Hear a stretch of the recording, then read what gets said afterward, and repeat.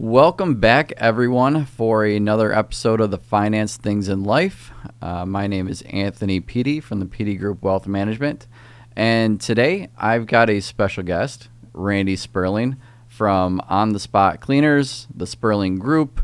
Randy is a real estate investor, a husband, a father, serial entrepreneur. I could go on and on and on, but we all know Randy from social media, networking events, a friend of a friend, kind of like that 180 degrees or 360 degrees. Everyone seems to know Randy, but happy to have you today. Thanks, man. You say cereal, I'm hungry. And if in my house, if I had to look in the cupboard, it's Captain Crunch peanut butter. Oh, Fruity yeah. Pebbles. Yeah, one of those two. Fruity Pebbles or Captain Crunch. Fruity Pebbles, really? You know, and I'm very particular. My wife will tell people like, oh, on the nightstand will be the box of Fruity Pebbles, a glass and a bowl. The glass brings additional milk because I want I want that right crisp level. I don't want to like flood my cereal. I want to make sure I got that right crisp level. That's too funny. I was just at the in-laws on Sunday, and I was taking a nap, and my son woke me up, and he had a bowl of cereal in his hand as a snack. Yeah. And I took a bite of it thinking it was just normal Cheerios, and it was Honey Nut, and I got so excited. I haven't had that in forever. I think I ate half of his bowl. I felt so bad. Yeah, but let me just taste this, make sure it's okay. Right, dad tax. yeah, dad tax. Yeah. Well, we could go on and on about cereal. Typically, like most of our conversations, they can get a bit off topic. Sure thing. But I actually would hate to be the person sitting next to us at lunch or breakfast because they'd be like, wait, can you go back? Right. Can you rewind what you were just talking about? Yeah, eavesdroppers. Well, we had discussed quite a bit about, some of the things that we want to discuss. And, you've done a lot of podcasts in the past. Mm-hmm. You've told your story about how you got into business and how you got into all these different facets of life. And I want to start off with just how has your mindset changed from where you were to now? Let's fast forward. Sure. Yeah, and I'll recap it quick. Because 24 years of business and multiple businesses is a long-winded story. But the mind shift was basically in the beginning I had to eat and just come up with a business or something. Along the way, you learn what you don't know. And early on, my mindset was, okay, let's build a business, pay the bills, someday I'll sell that business. Yeah. But it wasn't really like structured, and it wasn't really well thought out. Also, what I didn't know, and to be truthful, a lot of people didn't know, is technology was going to change huge in 20 years. So now I look forward to what's changing every 20 months because it's that quick, right? Yeah. So that mind shift was more along the lines of, I've got to do the work, let me put in the time. Now the work is relatively easy. It's the mindset of operating a business, having good team members and developing talent and also seeking the right talent to support you. So it shifted from physical labor to just like a mental game. Yeah. I mean, and I got to imagine it's pretty difficult. You don't just go overnight, well, I'm going to hire great workers and I'm going to go from there. Everything's going to be smooth sailing from there. Yeah, it's easy. You should do it. Yeah. Right. Go out and find great workers and you're solved for the rest of your life. No, I made plenty of mistakes along the way, and I'm not afraid of the ones that we may make in the future. We just try to forecast those and plan a little bit better. People aren't as difficult to bring on as you would think if you have the right owner's mindset. Yes. That was going to be my next question. There's great people out there. Is there a specific trait that you're looking for? You have that ownership mindset or this entrepreneurial mindset where you want people to have the same feeling you do for your business, which is really tough to find because it's not their business. Yeah, for sure. But you want them to be passionate about it. Right. You want people, if they're walking by, and this is just an example, if they're walking by and they see a piece of garbage on the floor, to pick it up. Oh my God. You just put back a memory in my head. Like years ago, I was on a service call, and temperature of the room was the husband didn't think the service for duct cleaning was necessary. The wife had asked for the service. Yeah. So he's walking me down in the basement to kind of grumble, mumble, right? I stop him because his spindle was crooked, and I adjusted it quickly on his railing, and he's like, stop, go ahead, do whatever you got to do. He's like, that's that was stuff. And I didn't even intend to. It just bothered me. Yeah. Like, oh, there's a spindle out of place. Yeah. That's hard to hire. Yes. But what we look for is honesty over anything, because there's a few things there. One, be honest with us, what you do for us. You're independent in homes, in businesses, on your own. And it's not about theft. We're talking about actual doing and providing the service that we ask you to do. For sure. And doing it well. And Yep. to handle yourself well in public with our shirts, our trucks, our logos, our brand. Yeah. Right? It is a very personal brand. It's on the spot cleaners, but it's the Spurlings. Yes. So the honesty is a long way to go. Plus, also, we want to present ourselves and be honest to our customers. So if something isn't needed, we're not selling. Our technicians have no upsell. We don't want that type of technician to come on. Now, it works really well for some companies, and I help other businesses develop those kind of plans. Me, personally, we just want a nice, straightforward, honest person, and we can train them the skills all day long. Yeah. The technical stuff. Well, I feel like when you build that honest brand, people are more willing to do more business with you. Yeah. And Yep. just to get back to, that hiring mindset, I always go back whenever I'm looking at potentially bringing on someone in our business is, do they do their job with purpose? Yeah. Are they just doing the job because that's what's in their job description? Or are they doing it with the feeling that if I do a great job here, not only am I helping the person that I'm servicing, but also my employers, For sure. my family, For the sure. people I work with, because if I'm doing a great job, the longer this business can stay in business. Yeah. So you got to think outside of just your box of, I'm going to do this job of, in your example, duct cleaning, and I'm Yeah. going to, these ducts are going to be clean. I don't know the intricacies of it. Yeah. But That's okay. We don't want to talk. We're not sharing anything. But doing it with a purpose, like you said with the spindle, making sure you are doing everything in your mind that you feel is right. Yeah. That's going to be continuing longevity of the business. It's crazy because you can only assume so many things in the interview process, and I don't want to get into all that. We've done that a few times on shows about the direct operations of the business and how to hire and that all could that be stuff. a deep dive. Right, it was a deep dive last week for me. So some of it's fresh, but you can see it come out quickly with Yeah. employees. It just seems like it's not that hard to find good talent. Now you can go back in and start saying, well, if you pay pay higher rates, that's great. Right. But there's other motivations than money. Yeah. Even though people get paid well. Yeah. That's a great segue. Yeah. Yeah. Try to keep that one less than an hour. I know. I feel like these conversations always lead down a rabbit hole. They're an octopus, man. We just go out this way and that way. And All right. So getting from that topic to, you're a pretty outdoorsy person. Yeah. So I want to incorporate this question is, what new goals do you have for yourself moving forward, or what quote unquote mountains are you looking to climb? No, that's cool, man. I've really enjoyed taking on some new sports. I mentioned it last year. I started in beach volleyball in Florida. Yeah. And what I found is I'm actually ultra low key competitive. Yeah. But there's no risk Your whole there. Tom Cruise You and know, Top Gun. Not quite. In business, I'm competitive, but I'm fair. Yeah.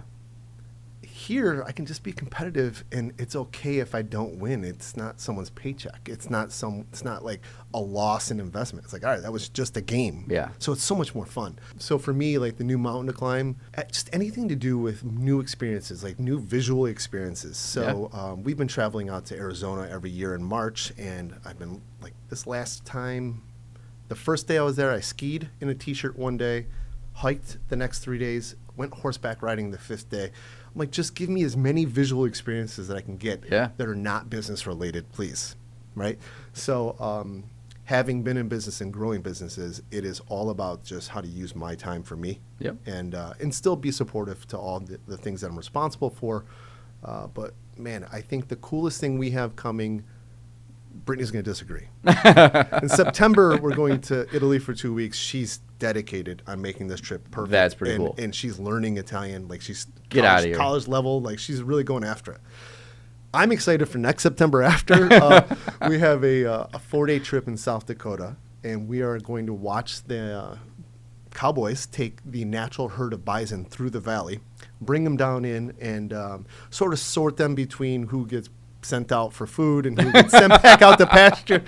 There's who goes to the market? There's a 3-day festival. There's bands. It's just something That's really this cool. is going to feel real 1900s. We can't wait. Yeah. It's just something that probably do once and just check it out. Yeah. What a great way to reset. Yeah, just cool. Just something cool that would completely never be different. Yeah. And again, nothing I have to do business related. Right. I don't have to do the research. I don't have to do this marketing. I don't Yep. have to do the budgets. I'm just like, cool. This looks fun. That's You know? awesome. It's a weird place to be in life. Kids are getting older, more independent, so it's giving some freedom.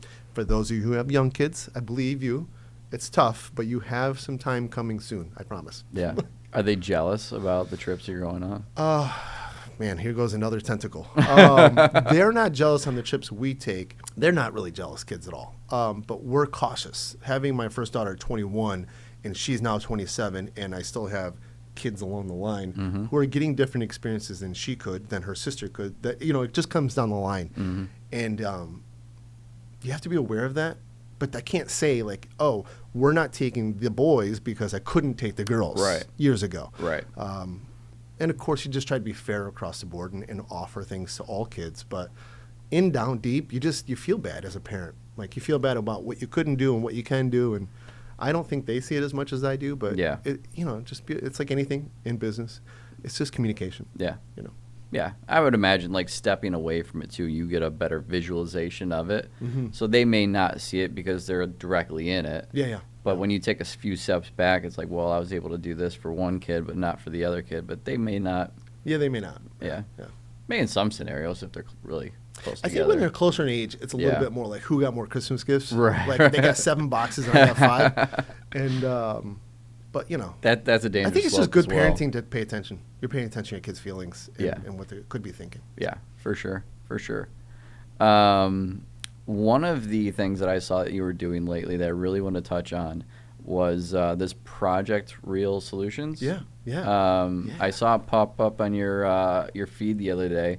Let's dive into that a little bit. I will. A long time ago, I used to do, let's call it door-to-door sales. Okay. All right, it's not true. I didn't sell anything door-to-door. But what I would do is go to real estate offices and just try to get my brand out there, coffee cups, business cards, just an opportunity to use our company. Yep. And then I started really seeing a lot in the networking side of that. So then offering maybe a 15-minute like hands-on, something for our business helpful to real estate agents or real estate investors. I'd go to all these different events.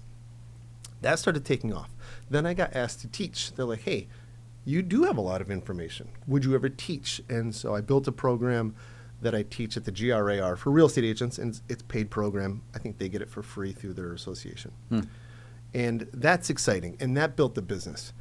But it still feels a little bit like work. Yeah. So the opportunity of, that I was presented with here was someone asked if I would teach underserved youth, 17 to 21 years old. They are in a program for 8 weeks. This is twice a year. Okay. And one of those weeks is the entrepreneurial program, and they wanted me to teach that. And I was like, yes, this feels like not work. Yeah. This feels like I can kind of like inspire and help navigate some things for the kids. And during their pitch to me, they were like, and we'll pay you $1,000 for the week of education. And I didn't let them finish. I'm like, stop. I don't want that because now it's going to feel like work. Yes. And yes, money is important. But what for me is like the give back is like, it won't feel like giving back if I'm getting paid. Right. So aside from that, we pushed that back. We said, you're a nonprofit program. Take that $1,000, put it into marketing, put it into whatever else you need. Yeah, supplies. the idea is to grow the overall business, for sure. And so I'm super pumped about that. My first opportunity is going to be in October. And it's right here, local in Rochester. And I'm hoping to give a good overview to students in thinking in 2 terms. Yes, you may want to go on your own and be independent. But don't let the conversation be much like college versus trades. Yeah. I think it's a blend. Don't let the conversation be I'm an entrepreneur and I'm independent or I work for somebody. Yeah. It's both. And there are a lot of level 2 to 5 employees who have phenomenal opportunities in their workplace that don't need to be independent. So I want to make sure that they get a little bit of both that conversation. Like, yes, this is an entrepreneurial class, but I like my employees who are high level to think like an entrepreneur, For but sure. they don't have to be in business. Yeah. Like, you don't need all of that struggle. Yep. You know? Yep. So it's exciting. I can't wait. Yeah, that's awesome. And I feel like it just kind of dovetails from what you do naturally. Like, I feel like a big part of at least our conversations is you're always looking to help others. Yeah. And it may not, pay off monetarily. Like, what is it that motivates you to just constantly give back? Because in my experience, like, I feel like whenever people are giving something, it's because they're looking for something in return. I hate that more than anything, man. Right. Yeah. Right. Yeah. You feel sold. Yeah, Yeah. exactly. It doesn't feel real. It's just like, all right, you need something from me right now, so just tell me what it is and get it over with. Yeah, just spit it out. Right, exactly. So I guess what excites you, what motivates you about helping others? I don't know if I have the answer for that. Sorry, you asked a question. No, to be honest, the answer is fluid. It moves all the time. I just truly like to see people be successful, and not just financially. Like, for a long time, I like this phrase. The Randy I was 15 years ago, 20 years ago, is not the same person I am today, and that should be true for a lot of people if you're growing. But sometimes I look back, and I'm a little embarrassed about things I said 20 years ago, because it was definitely money, business, grow, I probably once a day I think of something I said 5, 6, 10 years ago. Isn't it weird? I get this cringe moment. Man. I'm like, what was I saying? Like, why did the words come out of my mouth and the filter didn't say, stop? I know, yeah. Okay, so it's true for everybody, because I have those things, and those were a lot of what became my brand back then. Yeah. Hard work, money. Money is super important, don't get me wrong. It can open some doors and move the floors. It can do it, right? But what I look at now as far as like helping other people is I want people to be successful, and not just financially, but maybe just spiritually, emotionally, just whatever, like physically. And sometimes if they're in a position where they have the ability to be someone else's number 2, 3, 4, or 5 in their business, or to be independent, they just need that little bit of like confidence. They need a little bit of advice. And what I found personally was I thought I knew it all. And during that time, that was the most expensive lesson. Yeah. Because once I was willing to open up my mind and be like, I don't know a lot of shit, I would then have like unofficial mentors. And hearing what they'd say and how it helped their business and applying it and seeing it help, I'm like, I wish I'd known that sooner. So now that's what I love. Yeah. How do I help you know something sooner? Yes. It may not be right for you. Yeah. I've had people challenge me like, I don't like that. I'm like, that's good. Yeah. That means you know what you like. Please, yes. Yeah, that's okay. I don't have all the answers. It's not just that we're disagreeing because I want to disagree with you because I think you don't know what you're talking about. Right. It's I'm disagreeing because this is my mindset. Let's grow from that. A Yeah. disagreement doesn't have to be this negative connotation. Yeah. It's Yeah. how do we grow from here? Yeah. I had one with a good friend of mine the other day who's a large real estate investor. I'm actually going to name him because he's a great dude, Vlad. He and I talk, outside of business, and he has a certain mindset about what he's developing. He's after big stuff, and I challenged him, and he stood strong. I'm like, well, that's cool because that works for you. Yes. Yep. And it's just based on like the level of investment in his time in his business, which again is right for him and is working really well for him. Yeah. So it's cool. It's cool to meet other people who don't just they don't just give you the fish handshake. Like, okay, I'll do it. Like, Gosh, no, fish handshake. Yeah. Don't do that. It gives me the have icks. some like stability and be like, this is the ground I stand on. These are Right. the beliefs I stand on. Right. But Stand by your guns. to answer that, one last step is just I like to see other people be successful, and I think there's room for a lot of people in this world to live a little differently and to live a little happier. Yeah. Yeah, That is awesome. So to segue, I'm going to combine two topics we've talked about a lot. Okay. So we've touched a little bit on the kids. Okay. We've touched a little bit on the motivation kind of helping. So how have you, I guess, taken some of the experiences that you've had and I guess incorporate it with your kids as far as, how have you helped your kids get set up for success or at least give them information as far as how to be successful? Yeah. We actually do have an answer for this one. So, yes, I love that. Yeah, we do have an Great answer. question, Anthony. Yeah, good job. No, we do have a solid answer here, and it's a pretty consistent one over the years. What I would say, what I've told you have younger children, talk to them like adults sooner. Expectations, communication, right? Let them be responsible for some things in the household. Let them understand when they don't do it properly. Mm-hmm. So that was an early kind of task for us with the kids. And it was, I don't even call them chores, whatever they were. Yeah. But 20 years ago, Randy, and today, it doesn't matter if the conversation was money or personal, it was being had in the household. Work doesn't shut off at 5 o'clock. My brain doesn't shut off at 5 o'clock. Yeah. Now, I have a lot of boundaries on time and work in my personal life now, but the conversation's still there. Like, plenty of times the kids will overhear phone calls with customers. So what are they learning? Customer service. They're learning maybe scripts because like, oh, dad says that same thing over and over. That's a script, right?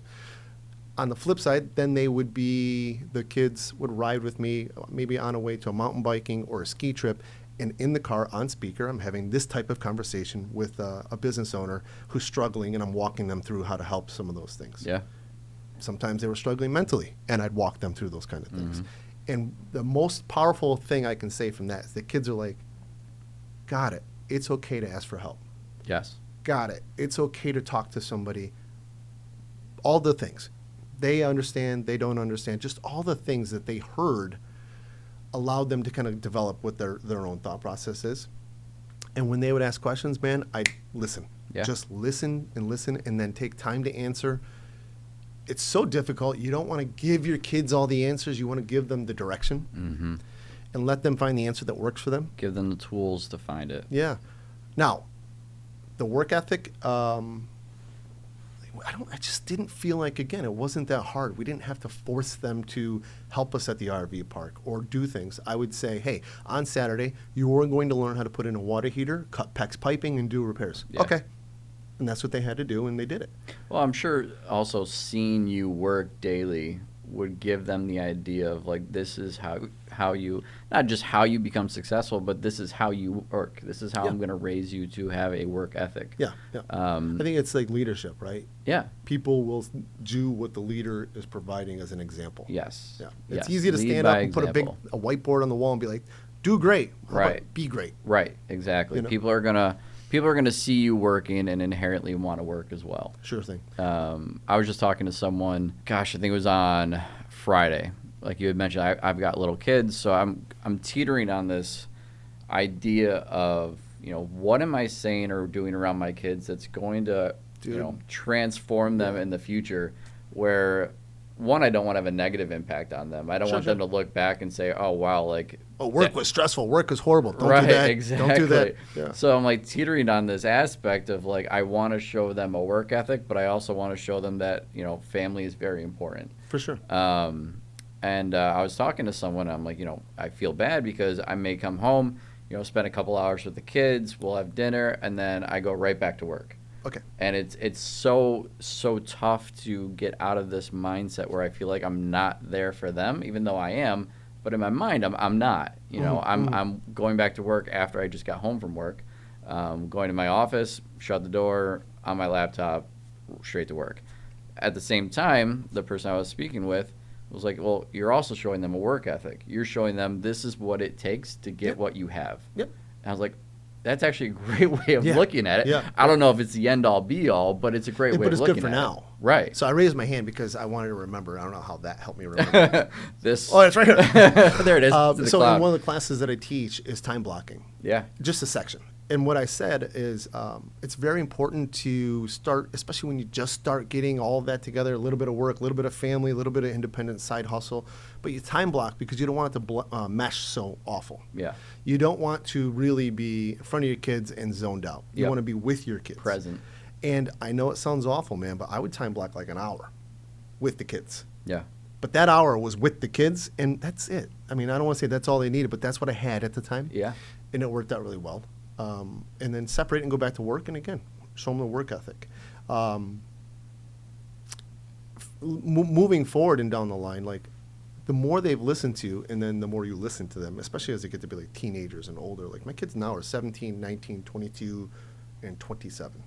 And the conversations there's 4 different personalities, 4 different ages. There's the conversations. It is like juggling a corporate team, man. Yeah. But it's fun, and a lot of times it just takes a lot more listening, Yeah. They just want to be heard. Yeah, and I do think that is difficult. I mean, I feel like in any day-to-day, people, like we had mentioned before, like people, when they are listening, often they have an agenda in their head. Like, I'm going to listen because I want to speak. when really it should be listening to understand. The hard part for me, and I'm sure a lot of people, because I have these huge filing cabinets of information, and you say a keyword, and I'm like, oh, I want to say this next. Yeah. And I've been training to listen better. And sometimes my friends who are like looking at me, I'm like, oh, I'm just waiting for you to finish. They're like, well, I am. I'm like, well, I'm processing what you said. Instead of being, they're almost so accustomed to us spitting an answer, spitting my next statement out. And before we started recording, we talked about how we bounce back and forth very quickly. We're in a fluid conversation. But there are some friends who I will sit for a minute, not a whole minute, but like just sit, because I'm like, I want to digest what they said, because, you know, they're going through a divorce. Yeah. Yeah, I could give them an example from my divorce, but instead I want to hear what they're really feeling. Right. You know? And I think it takes work to be a better listener. A lot of work. Yeah. Yeah. I think I'm a decent listener, but my wife will tell me stuff and I don't remember anything she tells me. Well, same here. The worst, though, is when someone's in front of me talking and I can't hear them. I don't even hear them. I'm like, God, I got to clear that cloud. I don't know what it is sometimes, but. Yeah. You just feel foggy. Yeah, and I feel awful. I've learned to be just a little bit more transparent and just say, you know what, I apologize. Can you repeat that? Right. I've never thought about doing that, but I've often thought I need to do that. I don't think we're the only ones that are foggy. So I don't know. Again, just like I got a lot going on. Like, sorry, I'm like in like 5 other places. I want to be present. Can you just repeat what you just said so I can be present? Yeah. The person in the diner over there was flipping his keys like my teacher in 5th grade. Exactly. You know what I mean? Like, and then I got off in 5th grade. Like, oh shit, what'd you just say? I've never felt so in tune to something that you've just said. Yeah. Well, that's life. So. Oh gosh. Yeah. So branching off of that, we always go from one tangent to another. My role here is to stay on track. Yeah. Hopefully during recording they'll slow the speed down so it doesn't act like we're on fire. And we'll be like, how was your childhood? Like, oh, those guys are so relaxed. Luckily, you can just hit rewind and we will repeat what we just said. There you go. Fair. So we did touch on, preparing your kids for that type of success. How have you done that on a financial standpoint? For sure. So, because from my experience, when I'm meeting with people and, it often happens when they're getting, a little long in the tooth, start having conversations like, well, what are your kids doing? Do you know about your plan? Let's get them involved so we can understand, or they can understand kind of what your overall goal is. And we can make sure we're all on the same page. Yeah. How do you have those types of conversations with your kids, or at least those financial conversations with your kids, to make sure that, when, at some point you do take what some of my friends will call a dirt nap. A dirt nap. Yeah. I was gonna say, when my due date's here. That they're prepared. They know what's going to happen next, and they've got the education to not take kind of what they've been given and just not be able to handle it. Yeah, 100%. So we see that often too. Like, we see other business owners who pass on, don't have trust in place, don't even have anybody to sign on the business account. Like, things close up and shut down. I have a terrible dark sense of humor. My project manager on On the Spot Cleaners, I said to him, I go, listen, if something were to happen to me and I pass away, I don't even want anybody late the next day. I'm like, this stuff has to keep running. There's obligations here. I'm like, we'll try to schedule a funeral like on a Sunday afternoon or something. I'm like, we'll be out of the way. Everybody should stay on task. Like, from the grave, stay on task. With the kids, to back up a little bit, some of the things we did early on is to hold them financially accountable. Okay? Here's what I provide. I provide a ski pass at Bristol, and here's the budget we have for skis. You like this level ski, you pay the difference. Yeah. Here's, you want something additional? Well, we'll split it in half. You pay half. You get, and I'm telling you, 11 years old, kid gets that little bit of, what's that word? Buyer's remorse. That doesn't go away. Yeah. Like, that does not go away. You learn that lesson quick. Like, that was a lot. That hurt. I don't like that. Oh, it's a hot stove. 10 hours of chores right there. We did that from the get-go. And there was a time, actually, Brittany was doing a great job. There was kids at the house, our kids at the house, and she had these, like, cue cards of questions to get conversations going. And the one she had asked was, what's something you wish somebody didn't think or say about you? And all the kids sort of went around the room, and the one of my sons was like, I wish people didn't think we were spoiled. And I'm like, that's interesting because we don't spoil you. And he's like, yeah, I know. He's like, but they see you guys on TV commercials. And they're like, well, why doesn't your dad just buy that? And he's like, I don't know how to explain to them, we don't live that way. Right. We have to buy our first car in half. We have to split these things. Yep. They just don't get it. And he's like, I wish they just wouldn't say that because it's hard work. Yeah. And I just sat back and I'm like, that's awesome. Yeah. I love that because I grew up the exact same way. Yeah. Like, my dad built a very successful business, and my friends would look at, what my parents had. Yeah. And they're like, oh, like, you guys can basically just do whatever you want. Right. Like, I don't think you understand. Like, I have, very high expectations to live up to. 100%. Because there was no skating by. Yep. Grades had to be great. Yep. If I was involved with sports, nothing else lagged. I had chores to do. If I wanted money, we worked on my grandfather's farm. I would sell fruit and vegetables at the market. Like, I don't know any kid at my age that was waking up at 4 a.m. to go sell things at the market downtown. No. Sal, he's not bitter. He's just saying thank you. I've got a laundry list of things. Yeah. So I'm going to tell you a job that my two sons do that most grown men would not do. At the RV park, every single Wednesday, they drive a tractor and a 500-gallon honey wagon. It's a waste tank. And they hook up and pump out 40 RVs sewer waste. They've been doing that for years. Wow. They get paid for it. Yeah. But that's a job that they get paid for. Yeah. That's a gross job. It's gross. Yeah. And but they do it. They're like, well, this is our family farm is the RV park, right? There's no animals, so we're lucky. We don't have to be there for that. But we take care of it and respect that property. And they do a great job at that. And then my one son, who's 17, I bought him a new zero-turn this year, and he mows the entire property. Mm-hmm. The year before, I had hired it out because I didn't have time to drive him for that commitment. We have compliments this year. Your son's doing a better job than the hired company. I'm like, well, he cares. Yeah. And I'm thankful that you share that with me, and I'm going to share it with him.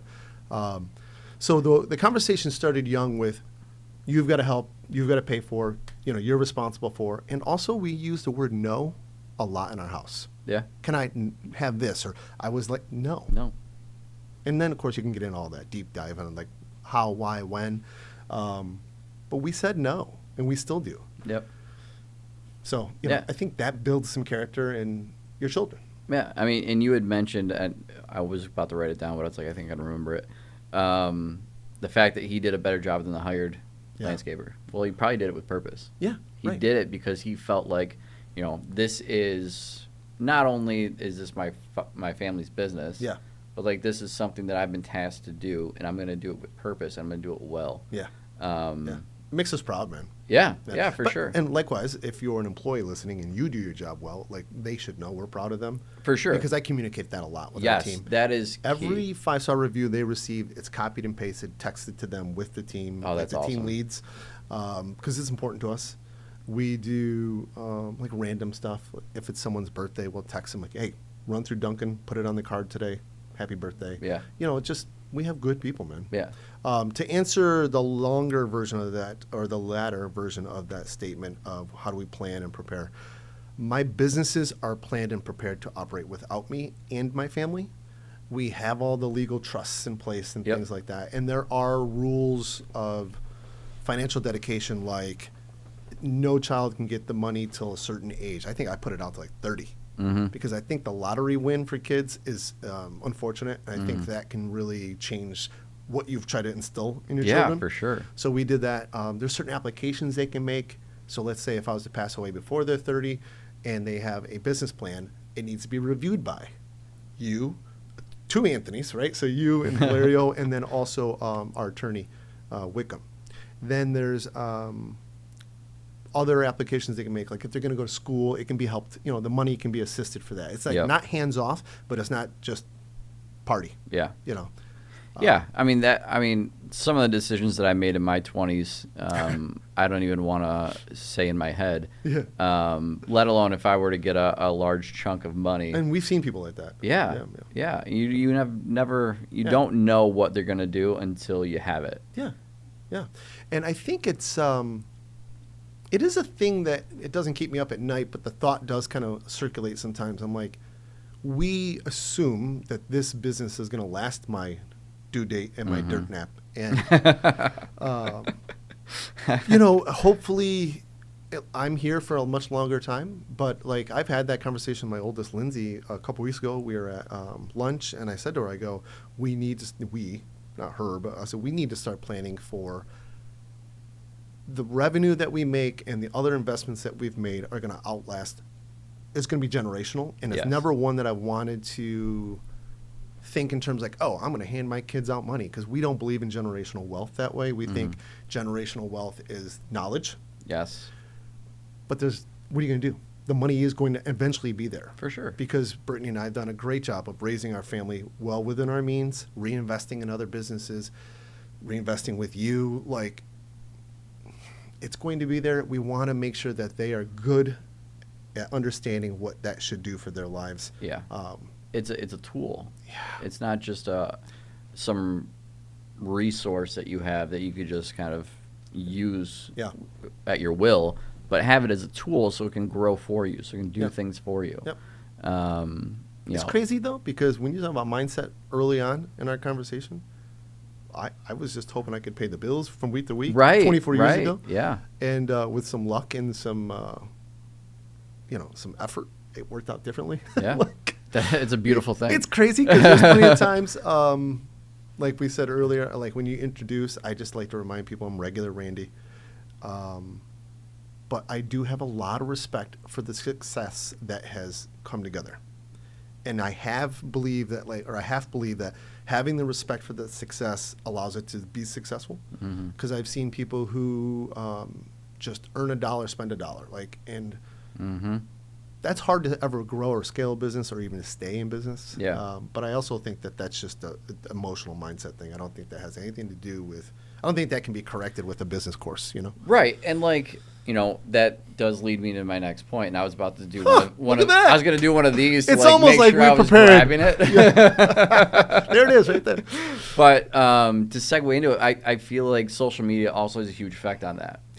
When you look at someone that has become successful and you're only watching them on social media or only watching them on TV or whatever it is, it's like, oh, well, that was really easy for them to achieve. It happened in 4 episodes on a TV show. It was overnight success. I can do that too. Or if I own a business, I can just go live lavishly. Sure thing, yeah. And it's like they don't understand, one, the work that went into it, or two, the mindset to keep it. It's not about how much you make. It's how much you keep. I love that phrase. I love that phrase. And I would add one more thing to it, how much you keep it working. Yes. Right. You hold it back, but sleeping on it doesn't do any good. That's what we're using. Can't keep it on your mattress. No, it makes a lumpy bed. But, no, it's how much you keep it working. But I always say that about Instagram too. People see Instagram and they see anything they see in their industry, and it's Instagram, Insta-rich. It's not true. Yeah. It's very rarely true, and it's very generational. Yep. It's not. It's very rarely that's going to last. Yep. It's like a hot potato today. It's tough. I think that people should be aware and cautious of what influencers are influencing them. I've had that problem where I'm like following somebody and I'm like maybe like on a mountain biking reel. I'm like, wow, I don't ride like that.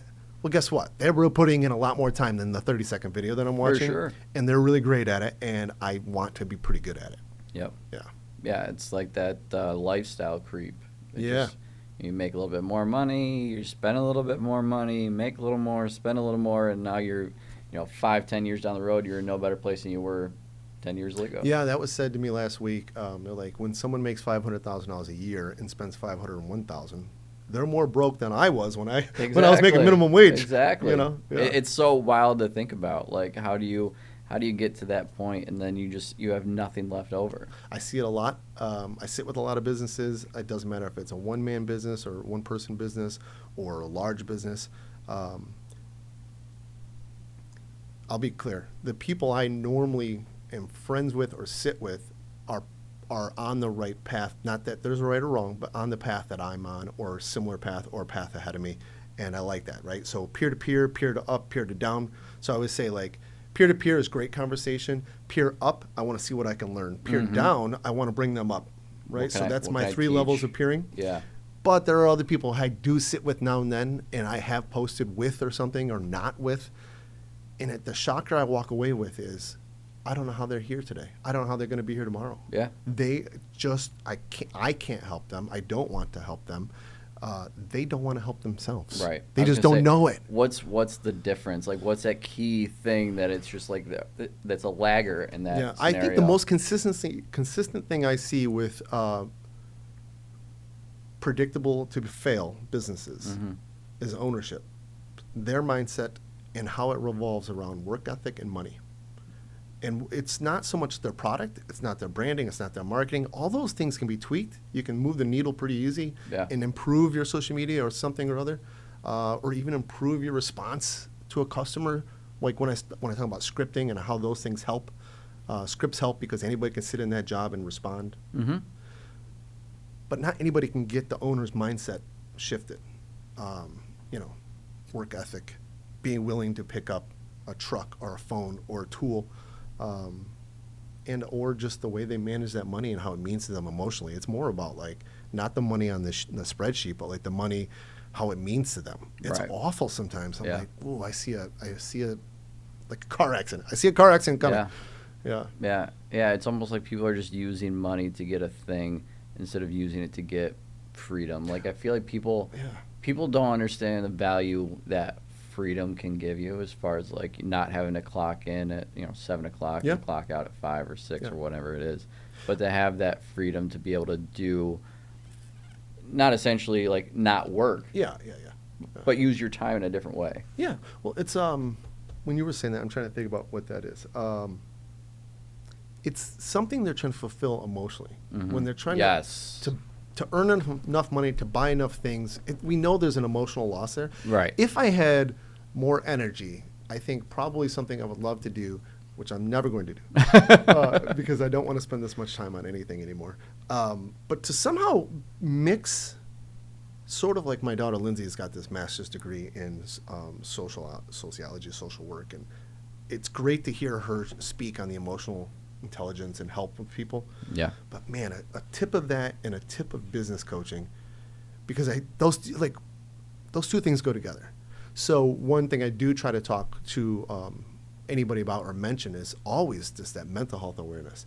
How it's okay for anybody, but specifically men, to go speak with somebody, talk to somebody. We're all feeling foggy. We all feel low. We all, as a human being. And I hope that in the last decade, the shift in conversation is that it's okay to go talk to somebody. Yeah. I know that I promote that a lot, like on different times of the year on social media. I'm like, suicide prevention, right? My mother committed suicide when I was a kid. It affects us 48 years later still, right? Yeah. There are people to talk to. I always say, come talk to me first. I will help. People going through divorces, people going through ups and downs in business. Even when you're on a high in business, you may want to talk to somebody because that can feel you feel invincible. You feel invincible until you're not. Yeah. Ask me how I know. Yeah, that is really important. I feel like that's another thing that's almost, it's grown so much lately, but I still think it's kind of that unspoken. I don't know what the word is. You can be insecure. You can be insecure. Like, I don't really want to ask for help because tomorrow I might feel better, and I don't want to be right. I don't want to be perceived in a different way now. Yeah. But so, everyone's kind of going through these different things. Yeah. So I'm gonna talk to whoever's listening. If you feel a certain way today, you should talk to somebody. Just because tomorrow you might feel better, no one cares. No one's looking at you like, oh, he asked for help. Right. Please ask for help. Please. Oh, that's a great point. Yeah, man. Because we've been there. Like, I know I've been through a hard time. Give me a day, I'll be through it. There's been times when it's really low. You don't want to be that low. You need those people to talk to, and nobody's judging you. If they are, F them. Right. For sure. Especially like life doesn't give you a timeout. It's not like, oh, wow, you're going through like a rough go right now. Well, let me just pause everything. I feel Let like me it put your shovels it bills on. pause. Right. Yeah. No, I feel like when you go through something rough, it gets shoveled. Exactly. It's like, Yeah. well, let's see how much you can take. And, it is very difficult to, one, balance those things, but two, just to like, get through it. Yeah. And talking to people can really help with that. Yeah. Yep. So if I could, I would say that kind of ties into like how I like to help other people's businesses, because I always chime in with that 1 or 2 sentences like, hey, just so you know. Actually, I've had somebody who told me, who I'm friends with, who's in business, and he was like, I'll never forget when you said, and I looked and I'm like, wow, I don't even remember saying this. Yeah. And what he said was, he's like, there are times when he's so frustrated. He's like, I just want to pull the truck over. I don't know what to do. I don't know where to drive. Yeah. And that's not even a metaphor. It's a real thing. He was like, I really had to pull my truck over and be like, it's so bizarre right now. I don't know which direction to go with this business. I'm, family stress. I got this, I got that, I got this. And I'm like, oh, dude, yeah, that happens all the time. He's like, to you? I'm like, oh, yeah. To me. I'm like, I'm just, pull back the curtain a little bit. Yeah, I'm like, I have those days too and those moments. And I think that allowed him to sort of be like, okay, so I'm not isolated. Yep. So when I do sit with people and I want to give back, I make sure to add in that little bit of extra, like 24 years in, 48 years old, doesn't matter. We still have hard days, hard mornings, hard phone calls to make. Things happen. That's awesome. That is awesome. One of the final things I wanted to make sure we cover is, we talk about the work ethic, we talk about your process. And we've kind of touched base on it a little bit. What has been, I guess, an example that you've shown someone your work ethic or process and they've been able to take it and run with it either successfully or unsuccessfully? Very cool.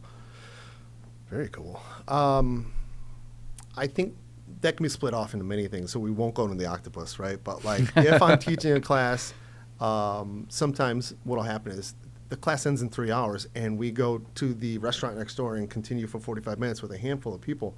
And then those maybe a few of those turn into a couple 15-minute phone calls and some guidance. And I don't generally want to walk people into coaching. I particularly don't have the time to set aside to coach people one-on-one. Yeah. I have the time. I don't want to. But I've seen people take some of that advice and literally, even as simple as the guy in the truck. Yeah. Help.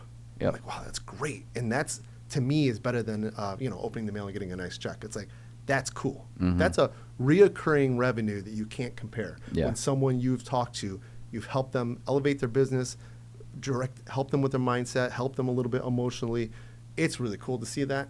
And you don't need the acknowledgement for it. You don't need to record yourself giving people donations. Oh my gosh, that's not the way it goes. That's right? like one of my biggest pet peeves. Yeah, I'm glad I said it. Is like the documentation of giving money to someone, or like giving to charity, or the one of it was really big on social media a couple of years ago. Is giving people giving things to the homeless.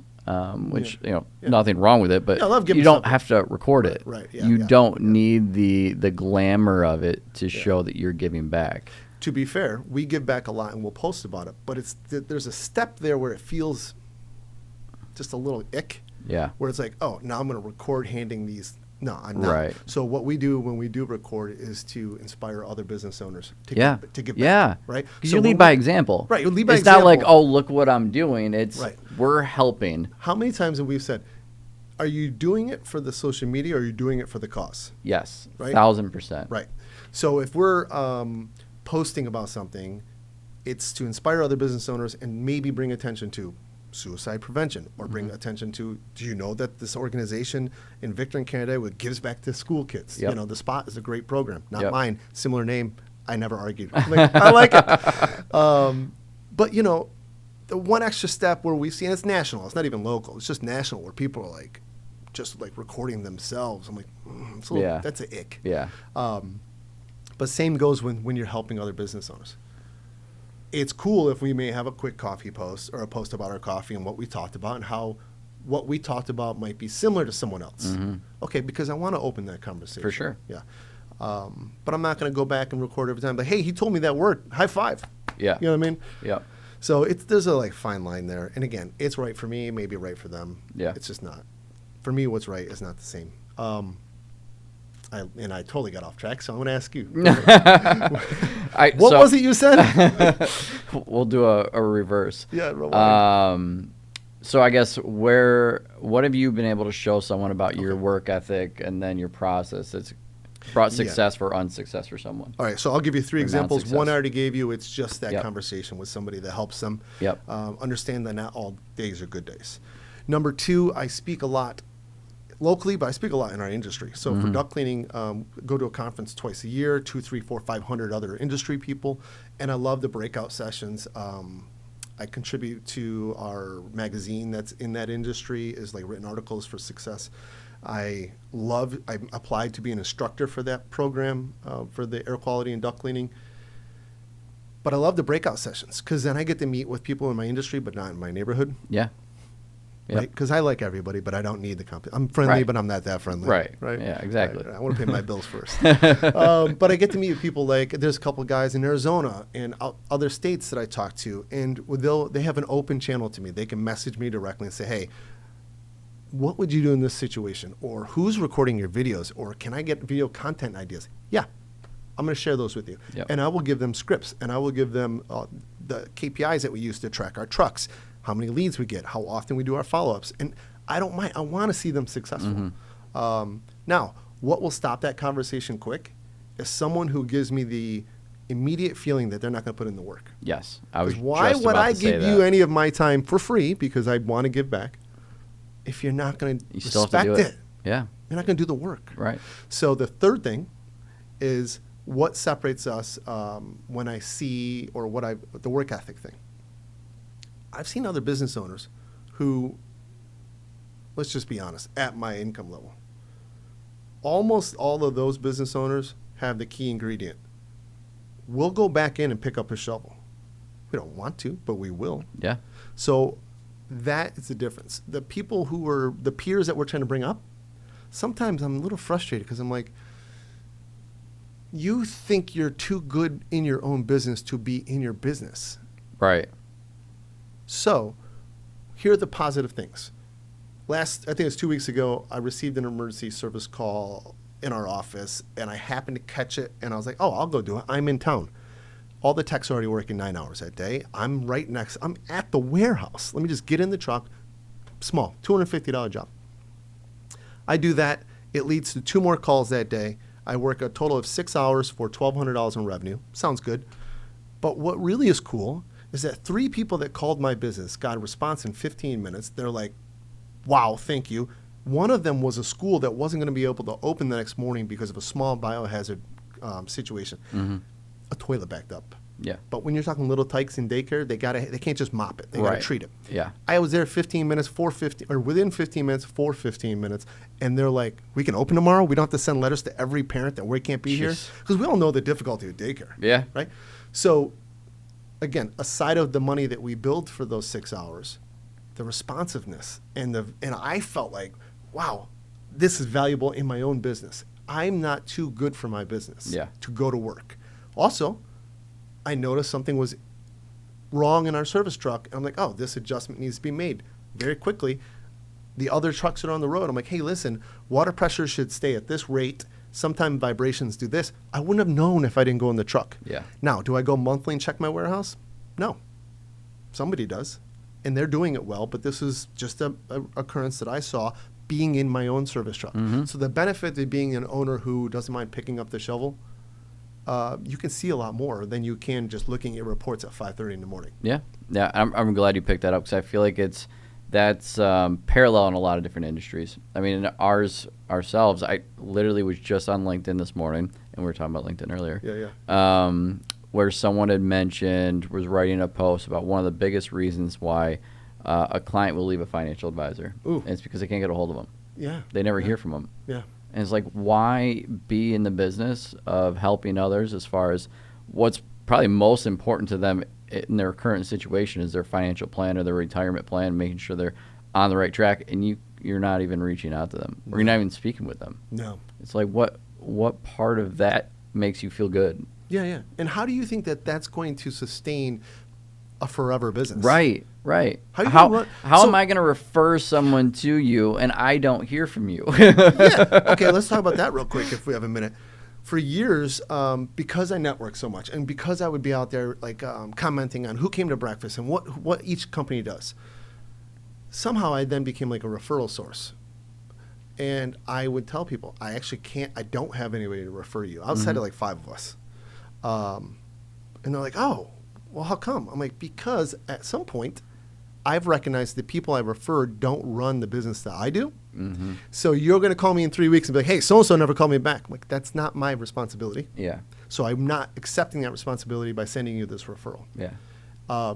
Likewise, if I refer somebody, there's a lot of weight. That means that person's worth talking to. Right. And then it looks poorly on you if it doesn't pan out the way that you expect it to. Right. Yep. I'd get frustrated. I'm like, why don't you answer your phone? So one business tip we can give real quick. Any business, early on in business, I wish I'd picked this up. It's very affordable. We use a call center. So our phones ring 3 and 3, meaning the first 3 rings go to primary phone response. Second, it shifts right over to the second line. The second person gets 3 rings if they're on the phone. Third line is a live company in Rochester, local. We've tried AI. It sounded like AI. Yeah. We tried a national brand. It was international. So they didn't know the zip code to Webster. And when I read that script, I'm like, oh my gosh. I'm like, you could look it up, but they were just confirming the zip code. And the homeowner was like, wait, are you local? Oh, gosh. Right. And we are local, right? So backing that up, it's less than $200 a month. And we have high call volume. Less than $200 a month. They take the call. You get an email. It looks like a script. It'll say like, John Doe. Well, he's dead. So John Smith. It's called a dirt nap. Oh, I love it. Hashtag dirt nap. There it is.